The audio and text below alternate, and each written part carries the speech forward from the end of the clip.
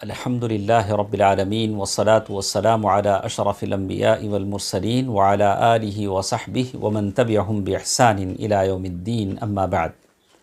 محترم حضرات و خواتین، اللہ تبارک و تعالیٰ کی توفیق سے ایک نئی چیز ہمارے ساتھ ہے، وہ یہ کہ انشاءاللہ ہم اللہ تبارک و تعالیٰ کی توفیق سے ہر دن قرآن مجید کی ایک آیت اور اس سے جڑا ایک واقعہ سننے اور سنانے کی کوشش کریں گے۔ اللہ تبارک و تعالیٰ مجھے اور آپ کو عمل کی توفیق دے۔ اللہ تبارک و تعالیٰ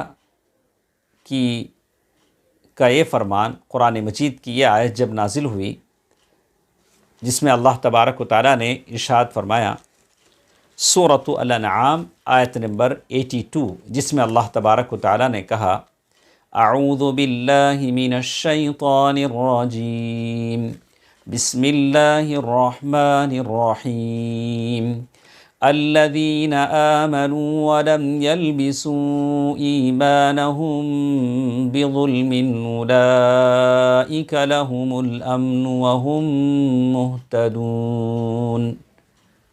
جو لوگ ایمان رکھتے ہیں اور اپنے ایمان کو شرک کے ساتھ ملاتے نہیں، مخلوط نہیں کرتے، ایسے ہی لوگوں کے لیے امن ہے اور راہ راست پر چل رہے ہیں۔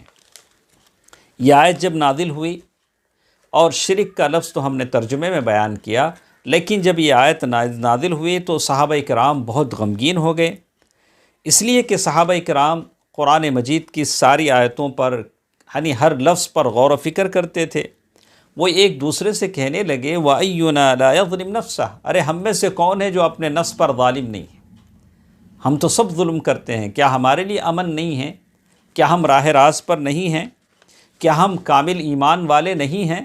صحابہ کرام کی گفتگو آپس میں تھی، اور چھوٹی موٹی خطائیں بھی ظلم ہیں۔ تو اللہ کے نبی صلی اللہ علیہ وسلم نے جب صحابہ کرام کے اس رنج و فکر کو دیکھا کہ وہ سوچ رہے ہیں کہ شاید وہ مہتدین میں سے نہیں ہیں، تو اللہ کے نبی صلی اللہ علیہ وسلم نے، جیسے عبداللہ بن مسعود رضی اللہ تعالی عنہ کی روایت ہے، اللہ کے نبی صلی اللہ علیہ وسلم نے فرمایا کہ بات ویسے نہیں ہے جیسے تم گمان کرتے ہو، جیسے تم سمجھتے ہو۔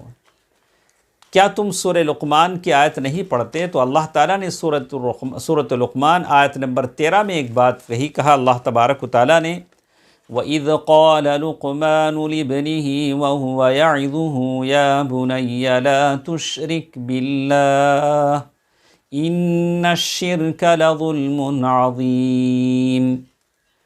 اور جب کہ لقمان نے نصیحت کرتے ہوئے اپنے لڑکے سے فرمایا، میرے پیارے بچے، اللہ کے ساتھ شریک نہ کرنا، بے شک شرک بڑا بھاری ظلم ہے۔ اللہ کے نبی صلی اللہ علیہ وسلم نے صحابہ کرام کے سامنے وضاحت کی کہ بات ویسے نہیں ہے جیسے تم سمجھتے ہو۔ اور اللہ کے نبی صلی اللہ علیہ وسلم نے جب یہ بات فرمائی تو صحابہ کرام کے دل کو سکون آ گیا، اور انہوں نے سمجھا کہ یہاں ظلم سے مراد شرک ہے، اس لیے کہ ظلم کئی قسموں پر ہے۔ ایک ہے ظلم عظیم، جس کا ذکر اللہ تعالیٰ نے سورہ لقمان میں کہا، وہ الشرک باللہ، اللہ تبارک و تعالیٰ کے ساتھ شرک کرنا ہے۔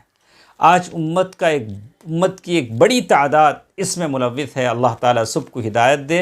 اور اسی طرح ایک شرک ہے جو آدمی اپنے آپ کو گناہوں میں مبتلا کر کے اپنے نفس پر ظلم کرتا ہے، جیسے اللہ تعالیٰ نے سورۃ فاطر آیت نمبر 30 پر 2 میں کہا۔ ظلم کی ایک تیسری قسم ہے کہ آدمی کسی اور پر ظلم کرتا ہے، یہ بھی ظلم ہے۔ ظلم العباد بعضهم لبعض، بندے آپس میں ایک دوسرے پر ظلم کرتے ہیں۔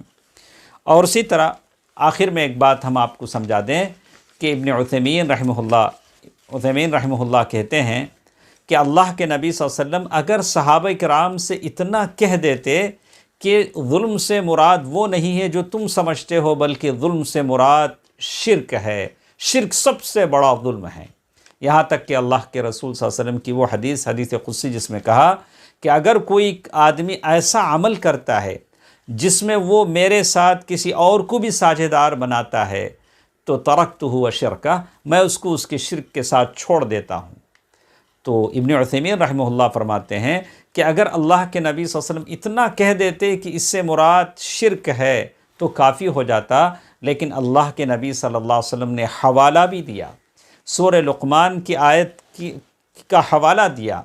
تو شیخ ابن عثیمین رحمہ اللہ فرماتے ہیں تو اس سے بات سمجھ میں آتی ہے کہ آدمی کتنا بڑا کیوں نہ ہو، جیسے ہم علماء کے لیے بہت بڑی مثال ہے کہ ہم حوالہ دیں تاکہ لوگ مطمئن ہو جائیں، ایسے ہم ان لوگوں کی طرح نہ ہو جائیں جو صرف حوالے کے لیے اتنا کہہ دیتے ہیں بزرگوں نے کہا ہے، بزرگوں کی بات ہے، تو ایسی بات نہیں ہے۔ تو یہ قرآن مجید کی آیت تھی، یہ صحابہ کرام کی کیفیت تھی، جو جب قرآن مجید کی آیتوں کو آپ اس کا سبب نزول سمجھیں تو یہ واضح آیتیں آپ کے اور میرے سمجھ میں آتی ہیں، اس پر عمل کرنے کا جذبہ پیدا ہوتا ہے۔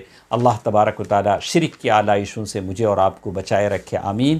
والسلام علیکم ورحمۃ اللہ وبرکاتہ۔